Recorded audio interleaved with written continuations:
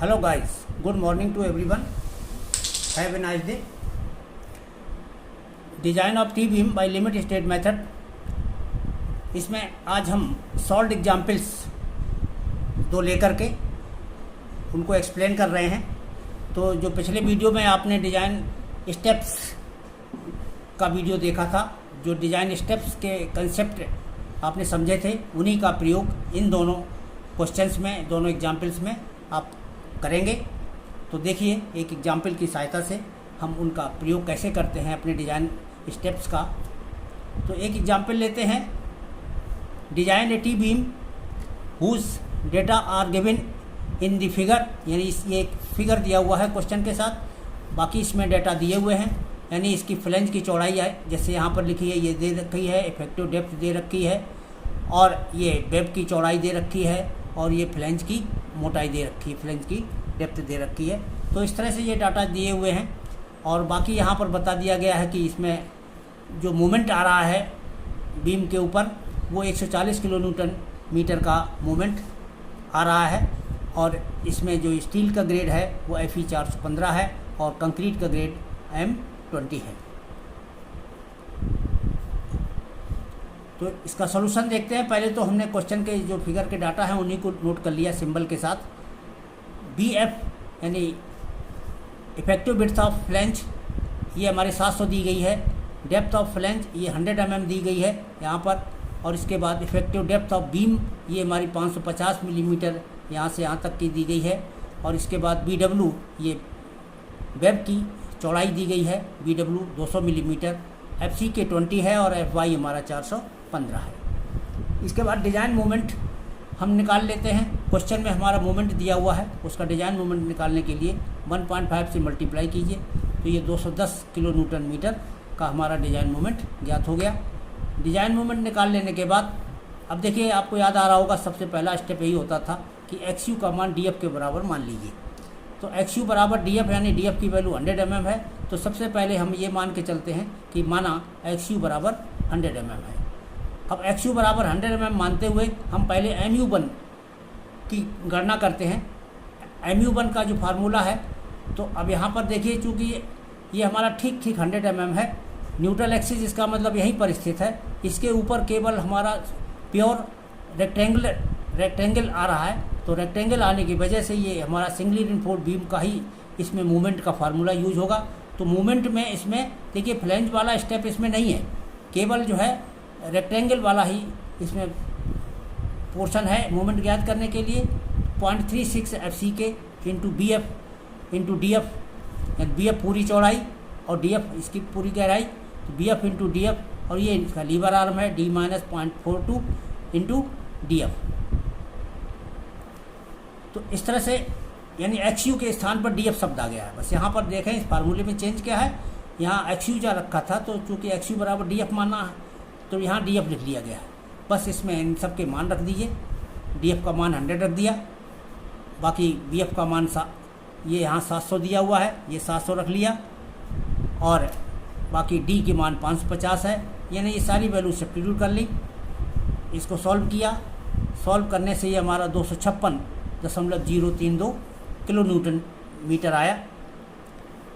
अब इसको हम देखते हैं कि हमारा MU वो कितना था, डिज़ाइन मोमेंट ये हमारा 210 का था, इसको यहीं तुलना कर लीजिए, ये है 256 किलो न्यूटन का, और हमारा MU की वैल्यू है 210 की।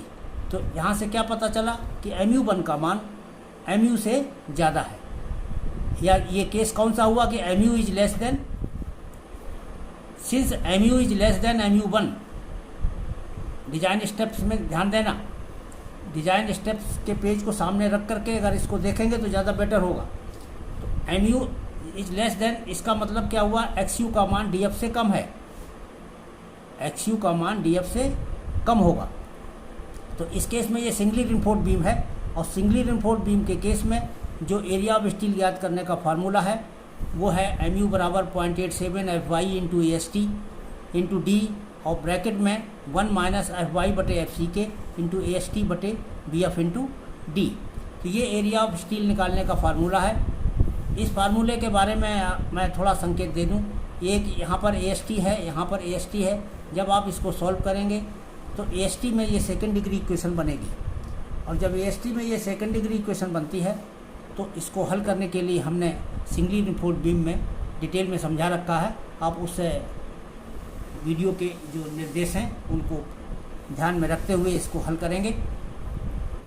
इसके बाद इस फार्मूले में MU की वैल्यू रख देते हैं और इधर FY की वैल्यू 415 रख देते हैं। AST अननोन है, इसको हमें ज्ञात करना है। D 550 मिलीमीटर है और ब्रैकेट में ये FY और FCK की वैल्यू हमने रख ली। इधर एरिया ऑफ स्टील है, ये भी अननोन है, और नीचे BF ये विड्थ ऑफ फ्लैंज हो गई, इफेक्टिव विड्थ, और ये डेप्थ ऑफ न्यूट्रल एक्सिस, ये डेप्थ है, इफेक्टिव डेप्थ है, ये 550 मिलीमीटर है। इस तरह से इस फार्मूले में सारी वैल्यू रखने के बाद हम देखते हैं कि AST इसमें अननोन है। एक AST यहाँ पर है, एक AST यहाँ पर है। जब इस इक्वेशन को हम सॉल्व करते हैं तो इस इक्वेशन में हमको AST में ये सेकेंड डिग्री इक्वेशन प्राप्त होती है। इसको सॉल्व करने के बाद हमें AST का मान जो है 1126 मिलीमीटर प्राप्त हो जाता है। तो ये हमारा दूसरे प्रश्न का उत्तर था। केवल इसमें एरिया ऑफ स्टील ही ज्ञात करना था, तो वो एरिया ऑफ स्टील हमने ज्ञात कर लिया। यहाँ क्वेश्चन के अनुसार बाकी सारे डाटा इसमें टी बीम के दिए हुए हैं। तो ये हमारा पहला क्वेश्चन कंप्लीट हुआ। अब देखिए एग्जाम्पल 2 हम लेते हैं। एग्जाम्पल 2 में if the moment of 220 kilo Newton is applied on T beam of exercise 1। इसमें जो एग्जाम्पल 1 था हमने क्वेश्चन वही उठा लिया है। पिछले वाले क्वेश्चन में 140 किलो न्यूटन मीटर का मोमेंट लगाया गया था। इस क्वेश्चन में हमने मोमेंट बढ़ा करके 220 किलो न्यूटन मीटर का लगा दिया है। तब हम देखते हैं कि इस क्वेश्चन के सॉल्यूशन में क्या चेंजेज आते हैं। अगर मोमेंट ज़्यादा लगा हो तब इसमें क्या फ़र्क आएगा, तो हम उसको देखते हैं किस तरह से इसको सॉल्व करेंगे। तो यहाँ पर देखिए डिजाइन मोमेंट इसका हो जाएगा 1.5 इंटू 220 यानी 330 किलो न्यूटन मीटर का। अब ये तो डिजाइन मोमेंट हो गया। MU1 का मान हम ऊपर निकाल चुके हैं। MU1 का मान कैसे निकाला जाता था, XU का मान DF के बराबर रखकर, चूँकि क्वेश्चन भी हमने वही लिया है, तो XU का मान DF के बराबर रख करके हम MU1 की गणना कर लेते हैं। और MU1 का मान जो हमारे पिछले प्रश्न में है वो 256.032 किलो न्यूटन मीटर है। इसका 256 है और MU का मान कितना दिया है, 330 का दिया हुआ है। ये 330 का दिया हुआ है और ये 256 का है। तो तुलना करने से स्पष्ट है कि ये वैल्यू जो है हमारी MU का मान MU1 से ज़्यादा हो गया। अब ये ज़्यादा है, इसका मतलब XU का मान भी DF से ज़्यादा होगा। XU का मान DF से ज़्यादा होगा। जब XU का मान DF से ज़्यादा होता है तब क्या करते हैं कि फिर हम XU का मान 7/3 DF रख करके, XU का मान 7/3 DF रख कर, यानी 7/3 DF पहले सॉल्व कर लीजिए। 7/3 और DF की वैल्यू 100 है, तो ये हमारा 233 मिलीमीटर की ये हमारी XU की वैल्यू आ गई। यानी अब हम इतनी वैल्यू रख करके हम MU2 की गणना कर लेंगे।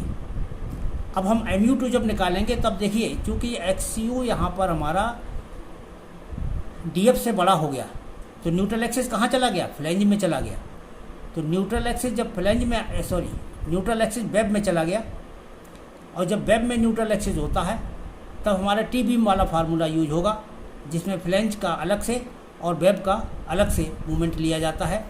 तो MU2 बराबर, ये पहले वेब का मूवमेंट है 0.36 FCK into XU into BW, और ये lever arm D minus 0.42 XU, और ये फ्लैंज का है 0.45 FCK BF minus BW into DF into D minus DF/2। तो हम इस फार्मूले से जो है MU2 की गणना कर लेते हैं ये मान करके। अब इसमें XU का मान यही वाला रख लेंगे। ये वैल्यू हमने सारी सब्स्टिट्यूट कर ली, सब्स्टिट्यूट करके इसको सॉल्व किया। ये वैल्यू हमारी 376.7 किलो न्यूटन मीटर आ गई। अब MU2 का मान हमारा इतना आया है। अब ज़रा इसको कंपेयर करो, MU का मान कितना था, 330 था। और mu2 का मान कितना आया है, 376 आया है। इसका मतलब mu हमारा अब mu2 से कम हो गया। तो इसी क्वेश्चन में ज़रा ऊपर देखिए कि mu का मान mu1 से तो ज़्यादा था, क्योंकि mu1 कब निकाला गया, जब xu का मान df के बराबर रखा गया, और mu2 जब xu का मान 7/3 df रखा गया तब की वैल्यू है। तो इस वैल्यू से इसका मान कम है। तो इस केस में xu का मान भी हमारा 7/3 df से कम होगा। अब xu का मान 7/3 df से कम होने पर ज़रा स्थिति देखिए क्या है। ये 3/7 यहाँ लिख लो तो समझ में आ जाएगा। 3/7 xu और यहाँ पर df बच जाएगा। इसका मतलब df का मान 3/7 xu से ज़्यादा है। तो df का मान जब 3/7 xu से ज़्यादा हो जाएगा तो इसका अर्थ क्या हुआ, आप यहाँ समझ सकते हैं कि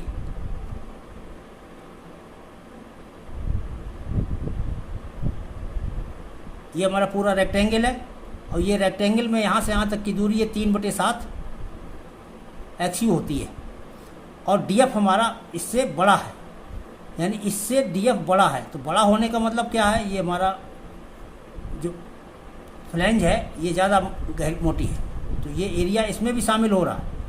तो अब हमारा इसमें यहाँ से यहाँ तक प्रतिबल कांस्टेंट है, इसके बाद प्रतिबल में वेरिएशन है, तो ये x पर डिपेंड करने लगा।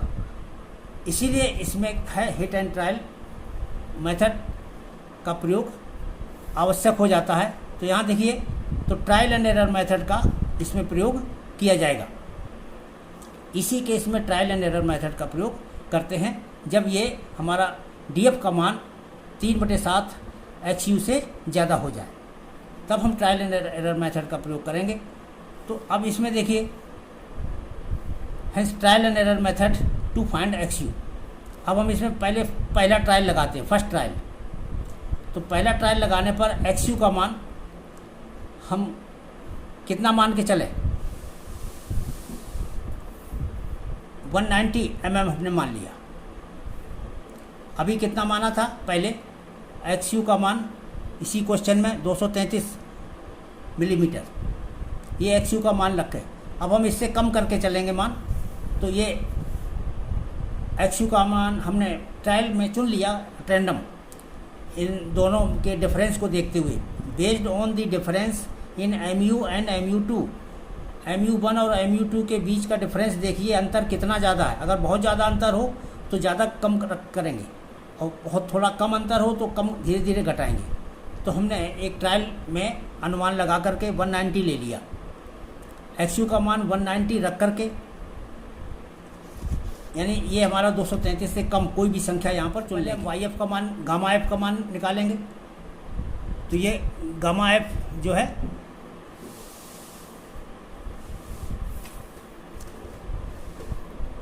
.15 xu प्लस 0.065 df होता है। तो xu का मान वही 190 रख दिया, df का मान 100 है, हमने गामा f कैलकुलेट कर लिया, ये हमारा आ गया 93.5 मिलीमीटर। इसको हमने ये जरूर चेक कर लिया कि ये df से कम है कि नहीं है। तो ये df तो 100 mm का है, 100 mm से कम है, तो ये इस शर्त को भी पूरा कर रहा है। तो ये कम ही रहना चाहिए, इसका मान बढ़ना नहीं चाहिए 100 mm df से। अब इसके बाद mu डैश की वैल्यू हम फिर से mu डैश की वैल्यू कैलकुलेट करते हैं। यहाँ पर mu डैश का मतलब x का जो हमने ट्रायल वाला मान है वो रख करके हम यहाँ पर हल करेंगे। 0.36 FCK into XU into BW D minus 0.42 XU, ये वही स्टेप हैं, केवल वैल्यू आपको शिफ्ट करनी है। ये हमारा फ्लैंज वाला पोर्शन है, 0.45 FCK BF माइनस BW।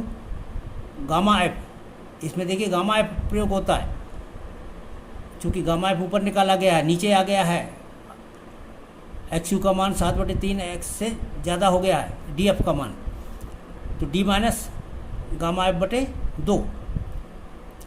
इसमें अब हमने जो ये गामा F निकाल लिया है, XU रख लिया है, सारी वैल्यू पता है हमको। इस फार्मूले में हमने सब्स्टिट्यूट कर दी यहाँ पर और इसको सॉल्व कर लिया।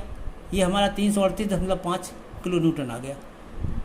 तो ये 338 है। अब हमारे जो mu की वैल्यू है वो 330 की है और ये 338 की है, तो बहुत ज़्यादा डिफरेंस नहीं रह गया। लेकिन इसके बावजूद भी अभी हमारा mu डैश जो है mu से अधिक है, यानी mu का मान इससे कम है। तो mu का मान इससे कम है, इसलिए xu का मान अभी और थोड़ा सा कम करना पड़ेगा।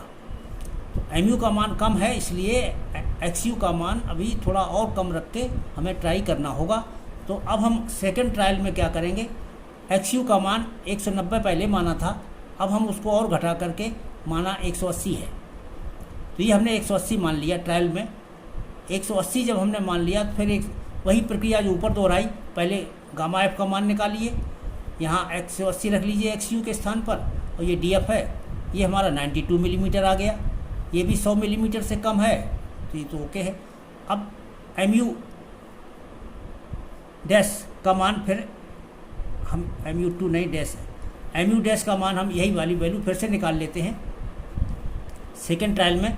और जब हम ये निकालते हैं तो वही फार्मूला सेम टू सेम ऊपर वाला है, केवल जहाँ 190 रखा था अब वहाँ पर हम ये 180 रख लेंगे, और गामा एफ का मान जो ये नया निकला है 92, ये हम 92 रख लेंगे और इसको सॉल्व करेंगे। ये mu डैश अब हमारा कितना आया है 239.76, और ये हमारा mu कितना है, ये 330 है। जरा देखिए दोनों में कितना अंतर है,